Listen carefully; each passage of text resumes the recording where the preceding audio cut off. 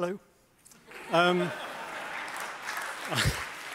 I always start like that. I saw a guy start a presentation like that once, and I just thought all presentations must start like that from now on. We are running late, so I'll be quick. To be honest, if you want to go, this is basically the same as Chris Henderson's presentation, but with more kittens. So it's kind of up to you. The great bit about doing this is going after all those people, because I'm going to talk about manufacturing and 3D printing and all that kind of stuff, but I don't have to explain it because it's kind of already been done. What I really want to talk about in some ways is how it feels. And how it feels to me at the moment is like that. Who remembers that? Downloading the Mosaic browser, 1993, I think. And that's what all this stuff feels like to me now. It feels like we're in an age where, you know, the excitement of downloading that and all the stuff we imagined we'd be able to do, kind of the world we imagined we were going to build. You know, we knew we were going to end up here. We were going to end up with this kind of world. We were going to build cyberspace and end up in it and live in it. In fact, we ended up here. We ended up in a world that was kind of brilliant and stupid and funny and diverse and, you know, multivarious and had all this weirdness to it and oddness and because people got in the way.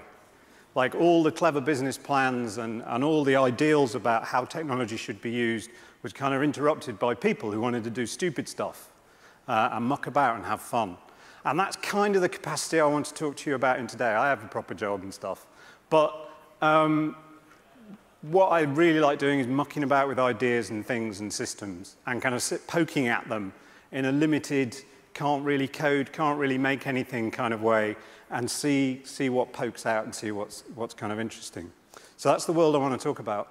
And I want to start by kind of talking about screens. Because screens are the future at the moment. The screens are the future that we're being offered by technology companies, perhaps with the exception of what we've seen here. Screens are the things we're being told are what's going to kind of what our futures look like. But screens aren't always appropriate. Screens don't always work. We don't always know how to use them. We don't always use them wisely. But we should make no mistake, they are all over our future. If not actually screens, disposable flashing displays everywhere, on every conceivable surface, as they get cheaper and easier to run, you require less power. We're going to be in a world of displays. And like everything else, there's going to be really stupid things that people do with them, like displays on vodka bottles or whatever it might be. You know, screens are going to pour out of the world. And we don't even really understand our relationships with them. I was thinking about this the other day. Like the archetype is like the big screen TV. That's what you want in your house, in your living room. But actually, when you think about it and you look on YouTube, there's a brilliant rabbit hole of people who hide their TVs. There's a whole world of actually the highest status thing is a concealed television, not a public television. You know, and honestly, you can see some brilliant stuff.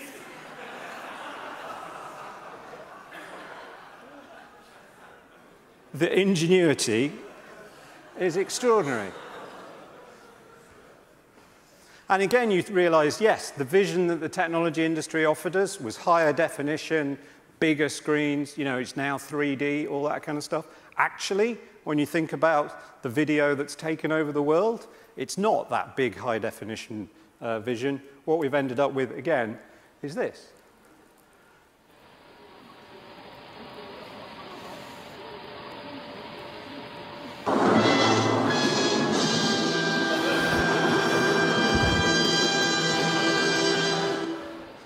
And I think there's something holding us back with screens. I think there's something slightly debilitating about them. There's something that stops some advance going on. I got a frisson of this a while ago when I realized that my MacBook Pro had a spare surface, a spare display surface that I wasn't using. And so I painted the outside of it with blackboard paint, because I thought that would be the perfect place to put like reminders and things and to-dos and stuff like that. Regrettably, it ended up on Boing Boing, and so I got the wrath of a million geeks going, that's the stupidest thing I've ever seen in my life. And they couldn't quite articulate what was wrong with it. They couldn't quite, they said, oh, you'll void your warranty, you know, and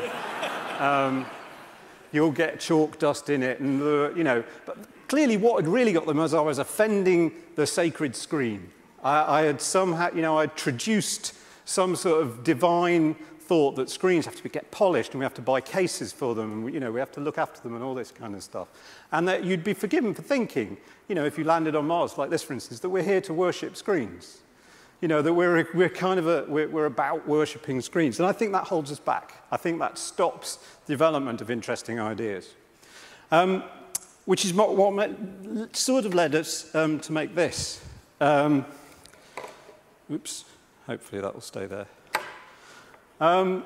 Because the biggest offenders of that religion of screen in some ways are conference organizers. They hate the fact, they hate it if you bring your own laptop. And they hate it being visible. They want the biggest screen and the smallest remote control possible to kind of give the impression that somehow you're controlling the slides with your mind. And what you end up is that kind of random walking around thing that I'm doing now and pressing a little thing here. And I wanted to reintroduce some physicality back into controlling kind of your slides, you know, controlling the presentation. So we made this.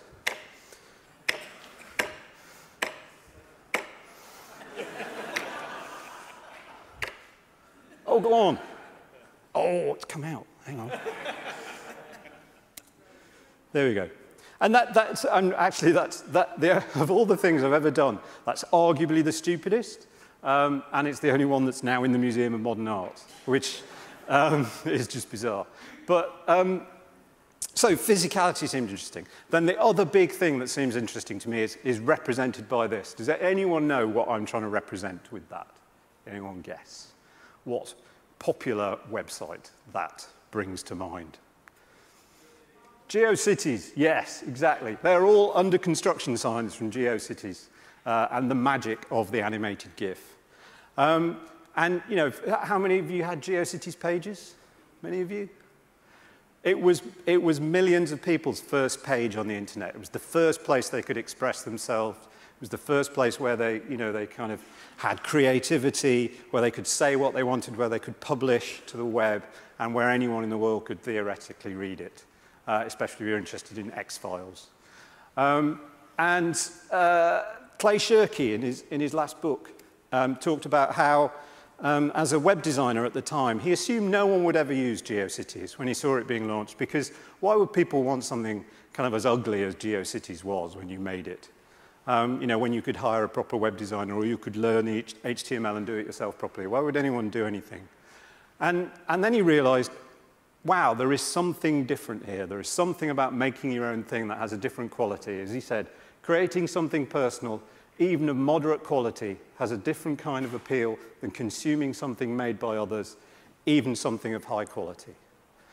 And I think that's genius in there. That explains so much of what's gone on the web, is that we're just making our own things, and it has a different kind of appeal than consuming things made by others. And that different kind of appeal of making your own thing, I think, is what's going to inform this manufacturing, you know, 3D manufacturing, making your own stuff, all that kind of thing. It's going to inform that far more than what the technologists assume we're going to make. And I think we're on the edge of a phase that my friend Andy Huntington has called a touch of genius, the GeoCities of things.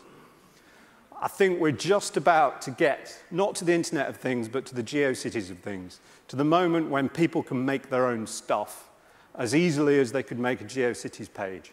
And it will be ugly, and pointless, and funny, and wonderful, and bizarre, and sometimes magic, and sometimes scary. And traditional designers will hate it. They will absolutely hate it.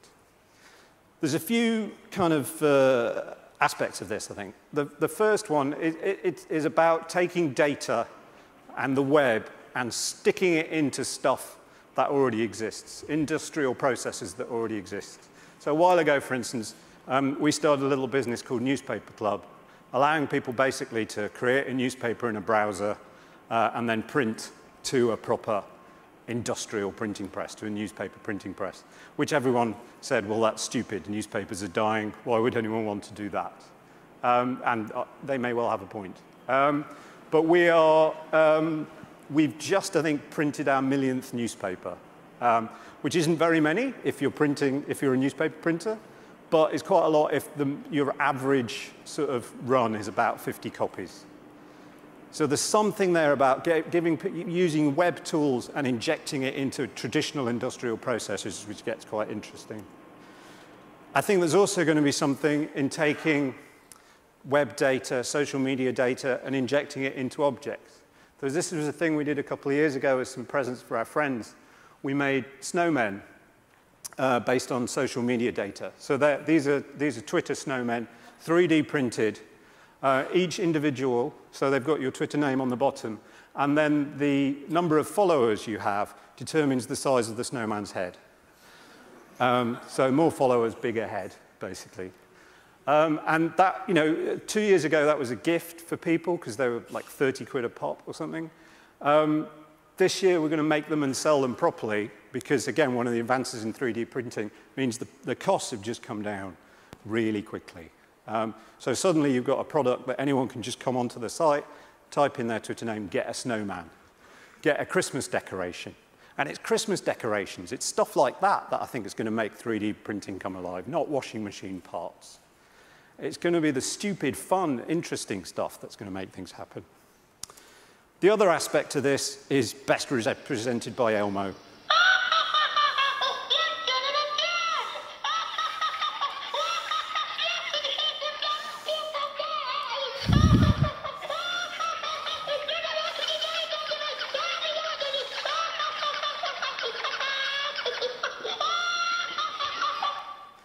So they took an ordinary plush toy, added a really small amount of intelligence, a couple of servos, and made something much, much better.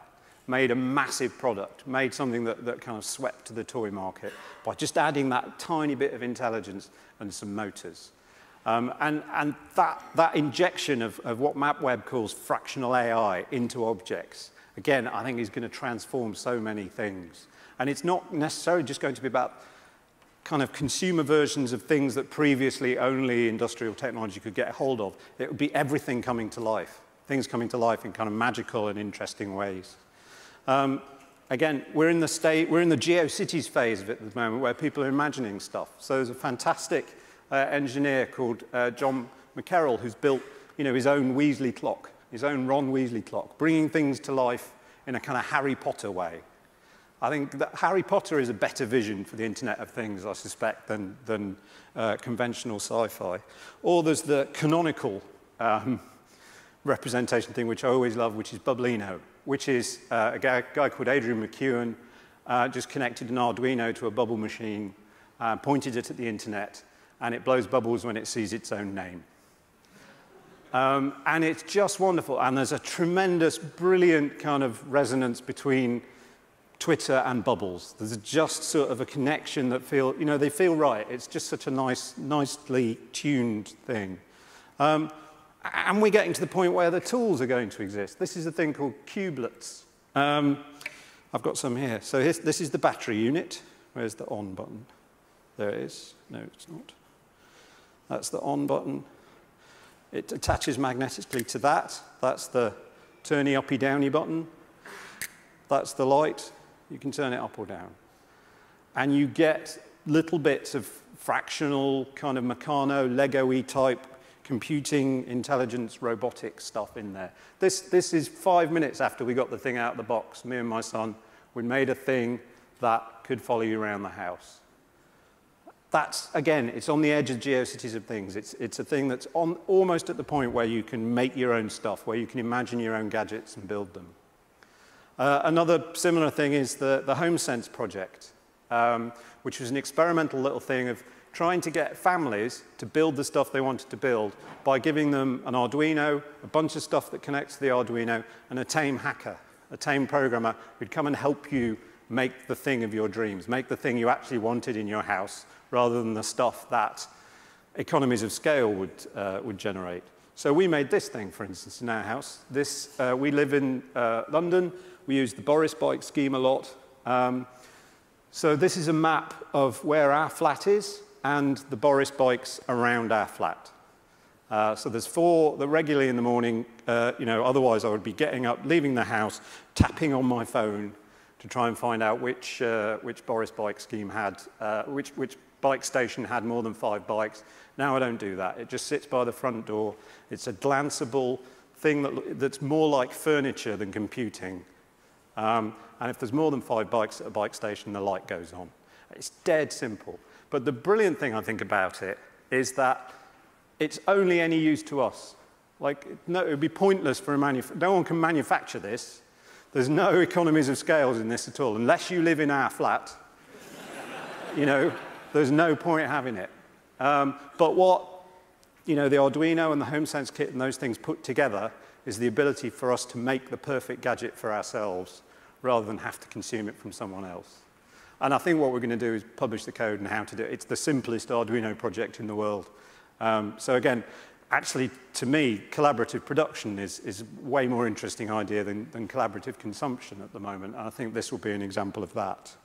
And then I also wanted to agree with Ulla about platforms. I think the tremendous thing that's going to happen next is going to be about platforms and providing media platforms for people. I perhaps have a slightly different conception of what I mean by a media platform. This is my favorite example.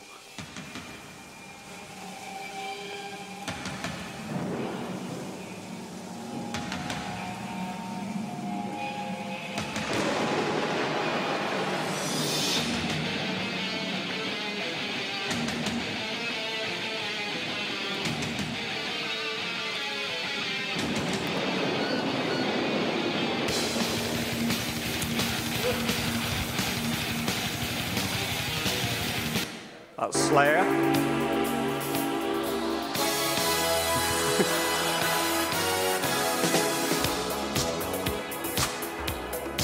There's a magical bit coming up we have to watch for, sorry.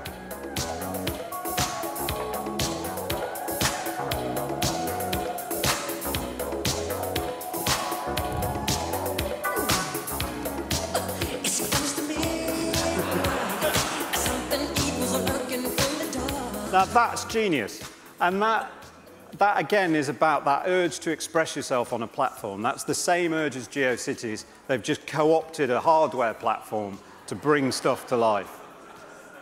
And to bring stuff to life in a kind of magical, fun, unpredictable way. The manufacturers of Christmas lights did not expect this. And that's how this stuff is going to live and get exciting. I'm almost done now. My own little version of this is this. Do you know have you seen, this is the Sony Rollei, which obviously fell out of the bottom of the Sony Aibo project.